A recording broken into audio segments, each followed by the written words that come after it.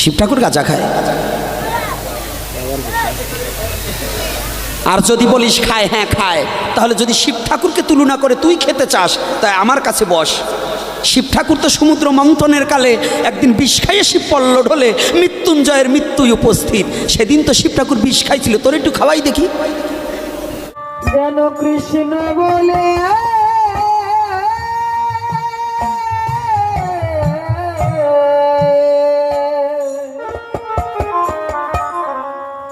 কাঁদিতে। এই শিব ঠাকুর গাঁজা খায়, তোর কাছে বলছে কে রে? হ্যাঁ, গাজার কলকে হাতে দিও, তা আর্টিস্ট করা ছবি।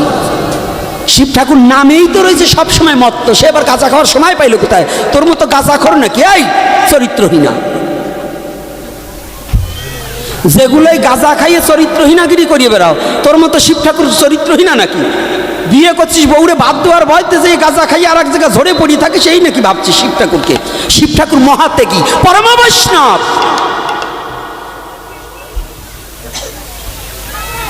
শিব ঠাকুর গাঁজা খায়। আর যদি বলিস খায়, হ্যাঁ খায়, তাহলে যদি শিব ঠাকুরকে তুলনা করে তুই খেতে চাস, তাই আমার কাছে বস।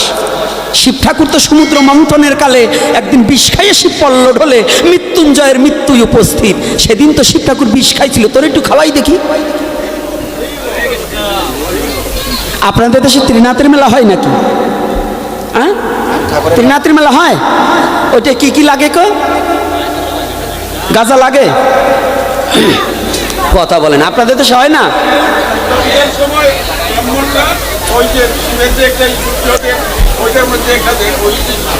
আচ্ছা শুনেন, অনেক জায়গায় এই সারা বাংলাদেশে, দাঁড়ান, অনেক জায়গায় সারা বাংলাদেশে ত্রিনাথের মেলা উপলক্ষ করে শিব ঠাকুরকে দিয়ে ওই কলকি বলে প্রসাদ হয়, নিজেরা খায়,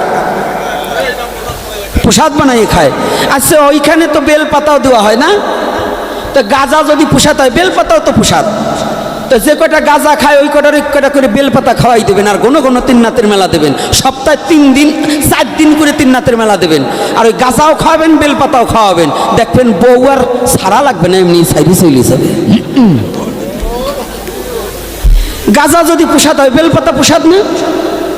একই, গাঁজা প্রসাদ হলে বেলপাতা প্রসাদ, তাহলে ওটারে বেলপাতাও খাওয়াবেন। 15 দিন খাওয়াই দেখেন, তুমি নিজে পুরুষ না মাইয়ে নিজে উঠের বাবা না, বুঝছো? তাহলে ওই যে আজকাল যে ইউটিউবে খালি দেখি আর ফেসবুকে দেখি শরীফ থেকে শরীফা, ওই শরীফা হয়ে যাবানি, বুঝতে পারো না? ওই ট্রেনে উঠলে যে যারা এরকম এরকম করে ওই বাবা কি বাবা হবে না? বেলপাতা খেলে তাই হবে না? তাই যে কয়টা গাঁজা করে বলে যে শিব ঠাকুরের গাঁজা খায়, এই জন্য আমাকেও চলে, ওই কটারে বেলপাতা খাওয়াই দেবেন। সনাতন ধর্মে নেশা কোনো বৈধ না। শিব পুরাণে লেখা রয়, যারা নেশাভুক্তকারী তাদের পরবর্তী জন্ম শূকর কুলে জন্মগ্রহণ করিতে হয়। আবার রাগ করবেন না, যারা খাইছেন ভুল করছেন। কি করতে রাগ করেন নাকি? সত্য কথা তো বলতে হবে। আমার ভয় পেয়ে যদি সত্য কথা না বলি আপনারা কষ্ট পাবেন। এই যুব সমাজ, আপনারা যা রসাতলে গেছেন যান, কিন্তু যুবক ছেলেরা যারা হাউসে পড়ে শখে পড়ে খাচ্ছে, আজকে ঘুরতে গেছি এই আমার পাগলগুলোকে নিয়ে, 4-5টাকে নিয়ে, ওই পাশে একটা পানের দোকান, তারপরে দেখি বক্স সাজানো। তা আমি আবার বুঝি না, বলছি ওগুলো কি? এগুলো স্মার্ট সিগারেট, স্মোকিং না, স্মার্ট সিগারেট। তো স্মার্ট সিগারেট মানে কি? আবার পাশের তো কয়টা দুজন মাইয়েরে নিয়ে আইসে, 6 জন, ওই সেলাসেলি আইসে। আবার তারা আবার ওই পাশে একজন আর একজনকে বলতিছে, ওরা তো শুনছে কি না জানি না, আমি শুনছি, একজন বলতিছে এইটা না লেডিসদের সিগারেট। আজকাল বলে সিগারেটও লেডিস আর জেন্টস, হ্যাঁ জেন্টস আর কি লেডিস এই আলাদা আলাদা হয় নাকি? হ্যাঁ রে কায়দা রে, কয়টা আবার ফেলেবার মানে কি কয় বলছে যে এই সিগারেট খালি পরে মুখে গন্ধ পায় না, সুগন্ধ হয়।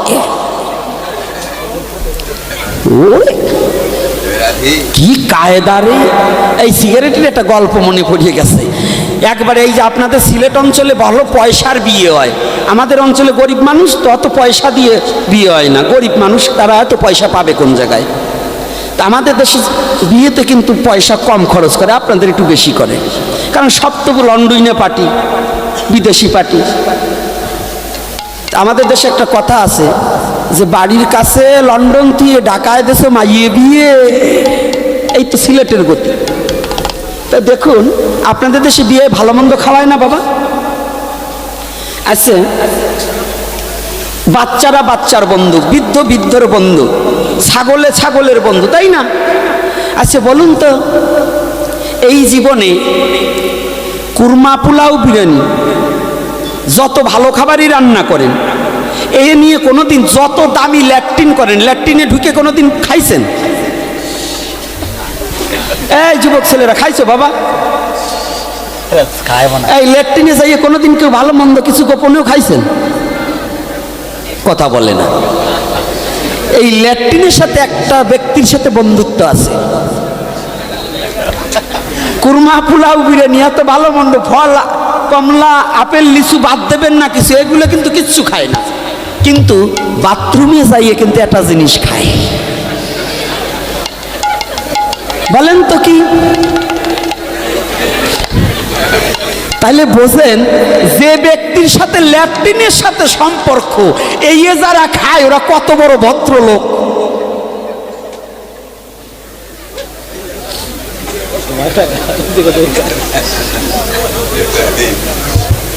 কি হয়েছে বাবা? আসছে তাই? হ্যাঁ আসছে, জয়শ্রী রাধে, বসুন। তাহলে এই ল্যাট্রিনের সাথে যে সিগারেটের সম্পর্ক, এই যুবক ছেলে যেগুলো আগের গুলো গেছে ওগুলো বলবো না আজকে তোমাদের, তোমরা যারা যুবক ছেলেরা ইয়ে খাও, ওই সিগারেট না খাইয়ে বাথরুমের তো একটু উঠেই গ্লাস ভরে খাইও, তাতে শান্তি পাবা, তাও শান্তি পাবা। তবু সনাতন ধর্মে জন্মগ্রহণ করে সিগারেট না খেয়ে আমার মালাই ছিঁড়ে গেছে, জ্বালা বাতা আইতেছে। ওরাই আমার মনে মনে গাই লিখছে, তাই মালা ছিঁড়ে গেছে। যারা ওই খায়, যে আমাদের বলছে, না না আপনাদের বলছি না, আমি সনাতন ধর্ম রক্ষা করতে বলছি, আমি আমার যুব সমাজ রক্ষা করবার জন্য বলছি, আমি আমার সনাতনের সঠিক তত্ত্বটাকে যুব সমাজের কর্ণে ঢুকিয়ে দেওয়ার জন্য এই নোংরা কথাগুলো বলছি, আমার জন্য বলছি। আজও জানো আমার যুব সমাজ ফিরে আসুক সঠিক সনাতন তত্ত্বকেই, সনাতনে কোনো নিশাকে জাগা দেয়নি,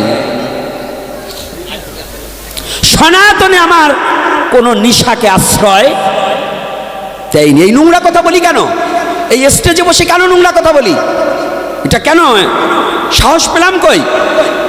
এটা আমার বলার অধিকার নেই, তবু বলছি আমার জাতিকে, আমার এই যুব সমাজ যেন আর নষ্ট না হয়। জানুন কত বড় দুঃখ লাগে, কত বড় কষ্ট লাগে যখন রাস্তা দিয়ে হেঁটে যায়, যখন ইয়াং জেনারেশন ছেলে মদ খেয়েছে মাতাল হয়ে যখন দেখি রাস্তায় পড়ে আছে, তখন হৃদয়ে খুব আঘাত লাগে। ওই সন্তানটা যদি আমার হতো তাহলে আমার কতটা যন্ত্রণা হতো, না জানি ওর মা বাবা কত যন্ত্রণা ভোগ করে, কত যন্ত্রণা ভোগ করে। যার ছেলে মাতাল হয়েছে সে জানে যে কত বড় যন্ত্রণা। আপনাদের মাঝে দুর্গাপূজা হওয়ার সময় বোতলে বোতলে মদ কিনে এনে যুবকরা খায়। এই যারা দুর্গাপূজায় মদ খায় এরা একজন সনাতন ধর্ম অবলম্বনকারী নয়, এরা মেলোচ্ছ, এরা মেলোচ্ছ। আজকে আমার এক বাবা বলছে এখানে দুর্গা মন্দির হবে, আমি বলছি একটা মন্দির আছে তারে পারো না রক্ষা করতে, আবার আর একটা কাজ আবার চাও। এটাতেই মুরগিতে পুজো দিবার আসে, আবার দুর্গা মন্দির। এই আবারও লজ্জা দিয়ে গেলাম, আগামী দিনে মুরগিগুলো বাড়ি থেকে পরিষ্কার করুন, এই আশেপাশে বাড়ি। এইবার বলছে শিব ঠাকুর গাঁজা খায় না, শিব ঠাকুর গাঁজা খায়নি। শিবের মতো তেগি কে পাবে, কেউ কোথায় পাবে? সুধা তেজে গরল যার আহার। আমি তাইতে পাগল হলাম না, মনের মতো পাগল পাইলাম না, নাকি? ওরে দেখি নকল পাগল সকল দেশে। গাবো না, গান গাইয়ে কোনোদিন এত কিছু করবো না। সময় প্রায় 9টা বাজে, একটু পরে আমার বিধু বাবা আসবে, ও আপনাদেরকে হরি কথা ভালো করে শোনাবে। আমি হরি কথা বলি না, আমি কিলে নিয়ে কথা বলি। উদ্দেশ্য হচ্ছে সনাতন ধর্মের পূর্ণ অবকাঠাম আবার ফিরিয়ে আনতে হবে। এটা আমার দায়িত্ব নয়, শুধু আপনাদেরও দায়িত্ব, আপনাদের প্রত্যেকের দায়িত্ব সঠিক সনাতন প্রতিপালন করা। এটা সনাতনের নৈতিক দায়িত্ব। আপনারা যদি এগিয়ে না আসেন, একদিন আপনার পথে বসে কাঁদতে হবে, সেদিন আপনার পাশে কেউ দাঁড়াবার থাকবে না। আপনার সন্তানকে যদি শুদ্ধ ভাবতে তৈরি না করেন, আপনার কর্ণে হরিনাম দেওয়ার মতো কেউ থাকবে না। আজকে অতীব দুঃখের সহিত বলেছি যে যারা মুরগি পোষেন, তারা মৃত্যু সময় তার ছেলে মেয়ে হয়তো, আপনি যদি ভজন না শিখান, ওই চরণামৃত কি শিখবে না, ওই মুরগিতে যেটার ভিতর নেমেছে ওই মুরগির পা ধোয়া জলই আপনার গালে তুলে দেবে। এইটা থেকে রক্ষা পেতে হলে আপনার সন্তানকে হরি ভজন শিক্ষা দিন, কৃষ্ণ ভজন শিক্ষা দিন, যাতে আপনার সন্তান ভগবত ধামে আপনাকে নেওয়ার জন্য ভগবানের কাছে একটু প্রার্থনা করতে পারে, দুপুটা চোখের জল দিয়ে ভগবানের কাছে কাঁদতে পারে, এমন একটা সন্তান আপনি জন্ম দিন। এতে আপনারও লাভ, আমারও লাভ, আমার জাতির লাভ, আমার ধর্মের লাভ, আমার লাভ। লাভ আছে না? আছে কি না? তাহলে এমন সন্তানটাকে জন্ম দিন। কোন সন্তান? যে সন্তানটা ভগবানের প্রসাদ হয়। প্রসাদ মানে কি? খাওয়া নয়। প্রসাদ মানে কি? কৃপা। প্রসাদ মানে কৃপা। তো ভগবানের প্রসাদ, ভগবানের কৃপা পড়ুক তার প্রতি, সে যেন মানব জীবন ধন্য হয়ে যায়, তার মানব জীবনও যেন ধন্য হয়। মনুষ্যকুলে জন্ম লওয়া এটাই আমাদের সমস্ত কিছু নয়, মনুষ্যকুলে জন্মগ্রহণে করে ভগবত ভজন করা এটাই মানুষের পূর্ণতা জীবনে প্রাপ্তি হওয়া।